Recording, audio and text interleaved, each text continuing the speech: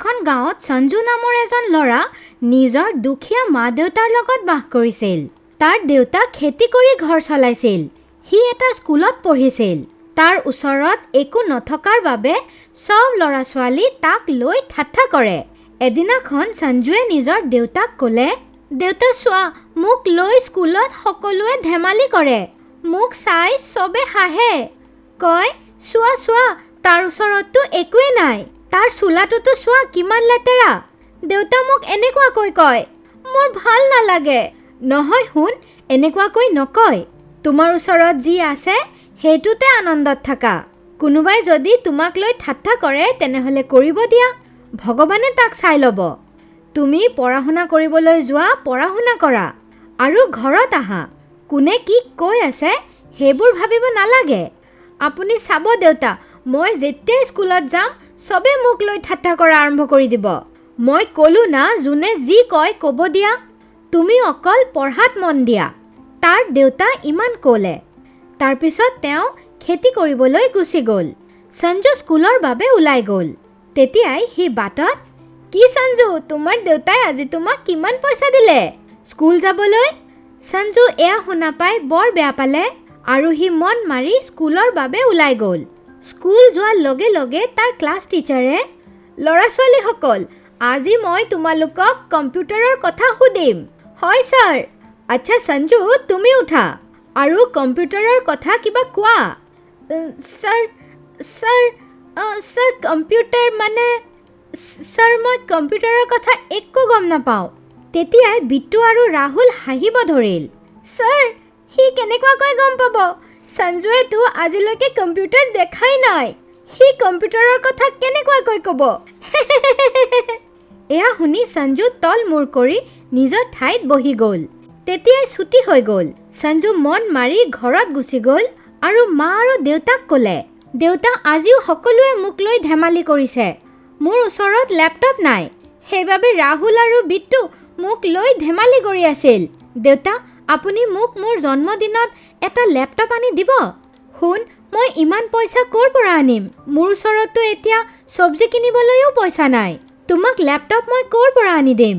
চোৱা, মইতো তোমাক কৈছোঁ না, কি মানুহে এনেকুৱাকৈয়ে দুখীয়া মানুহক লৈ ধেমালি কৰে। তুমি সিহঁতৰ কথা মনত নল'বা। হয় সঞ্জু, তোমাৰ দেউতা একদম ঠিকে কৈ আছে। তুমি এয়া কি কৈ আছা? তুমি জানা লেপটপৰ কিমান দাম? ইমান পইচা তোমাৰ দেউতা ক'ৰ পৰা আনিব? কেইদিনমান এনেকুৱাকৈয়ে গুচি গ'ল আৰু সঞ্জুৰ লগত সকলোৱে ধেমালি কৰি থাকে। চাওঁতে চাওঁতে সঞ্জুৰ জন্মদিন আহি গ'ল। সঞ্জু শুন, উঠা, আজি তোমাৰ জন্মদিন। চোৱা, আজি মই তোমাৰ বাবে মেগী বনাইছোঁ। সোনকালে উঠি হাত মুখ ধুই লোৱা আৰু মেগীটো খাই লোৱা, নহ'লে ঠাণ্ডা হৈ যাব। আৰে বাহ মা, আজি তুমি মেগী বনাইছা? এতিয়া আহি আছোঁ হাত মুখ ধুই। এয়া কৈ সঞ্জু লগালগ হাত মুখ ধুই মাৰ ওচৰত আহিল। সি মাক ক'লে, মা, কিন্তু মোৰ ওচৰততো অকল মেগীয়ে আছে। মই মোৰ বন্ধুসকলক মেগী কেনেকুৱাকৈ খুৱাম? সিহঁতো বৰ ধনী হয়। মোৰ মেগী দেখা পাই আকৌ মোক লৈ ধেমালি কৰিব। তথাপিও তুমি মেগী ওলাই থৈ দিয়া, মই সিহঁতৰ লগতে খাম। ঠিক আছে শুন, মই এতিয়াই ওলাই থৈ দি আছোঁ। কিন্তু মেগীটো তোমাৰ দেউতাকো দি আহিবা। তেওঁ খেতিত কাম কৰি আছে চাগে। সঞ্জু সেই মেগীটো লৈ নিজৰ দেউতা আৰু বন্ধুসকলৰ লগত গৈয়ে আছিল। তেতিয়াই সি দেখা পালে এজনী গৰীব মাইকী মানুহ ৰাস্তাৰ কিনাৰত বহি কান্দি আছে। তেওঁ কান্দি থকা দেখা পাই সঞ্জু তেওঁৰ ওচৰত গৈ ক'লে, আপুনি কিয় কান্দি আছে আইতা? কি হৈছে? আপুনি ক'লে যাব? পুত্ৰ, মোৰ বহুত জোৰে ভোক লাগিছে। মই একো খাবলৈ পোৱা নাই। মই ক'লে যাম? মোকতো কোনেও খাবলৈ দিয়া নাই। তুমি মোক কিবা খাবলৈ দিব পাৰা? আইতা, মোৰ ওচৰত বেছি একোতো নাই। আজি মোৰ জন্মদিন হয় আৰু মই মোৰ দেউতা আৰু বন্ধুসকলৰ বাবে মেগী লৈ গৈ আছিলোঁ। মেগীটো আপুনি খাই লওক, মই তেওঁলোকক পিছত খুৱাই দিম। ঠিক আছে পুত্ৰ, মোক মেগীটো দি দিয়া। মই এইটোকে খাই মোৰ ভোক শান্ত কৰি লওঁ। সি মেগীটো আইতাক দি দিলে। তেওঁ চব মেগী খাই ল'লে আৰু আইতাজনী সেই মেগীটোত যাদু কৰি দিলে। কিন্তু সঞ্জু সেয়া গম নাপালে আৰু সি তেনেকুৱাকৈয়ে ঘৰলৈ গুচি গ'ল। আৰু তাৰ মা তাৰ টিফিনটো চোৱাৰ লগে লগে, আৰে সঞ্জু, এয়া কি? তুমি মেগীটো দেউতাক আৰু বন্ধুসকলক দিয়া নাই? এয়াতো এনেকৈ আছে। নহয় মা, টিফিনটোত মেগী নাই। মই ক'বই গৈ আছিলোঁ কি বাটত যাওঁতে মই এজনী বুঢ়ী দুখীয়া আইতাক লগ পাইছিলোঁ। মই মোৰ চব মেগী তেওঁকে দি দিলোঁ। আৰে নহয় সঞ্জু, চোৱা এইটোত এতিয়াও মেগী আছে। এনেকুৱা কেনেকুৱাকৈ হৈ গ'ল? মইতো চব মেগী সেই আইতাজনীক দি দিছিলোঁ। তেনেহ'লে এই টিফিনটোত মেগী ক'ৰ পৰা আহিল? লাগি আছে সেই আইতাজনী মেগী খোৱাই নাই। সঞ্জু একো বুজি নাপালে আৰু সি চিন্তাত পৰি গ'ল। সি যেতিয়াই কিবা চিত্ৰ বনালে তেতিয়াই সেই চিত্ৰটো সঁচাকৈয়ে হৈ গ'ল।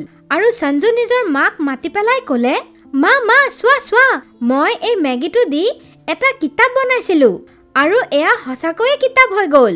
আৰে শুন, মোৰ লাগি আছে এয়া কোনো সাধাৰণ মেগী নহয়, এয়াতো যাদুকৰী মেগী হয়।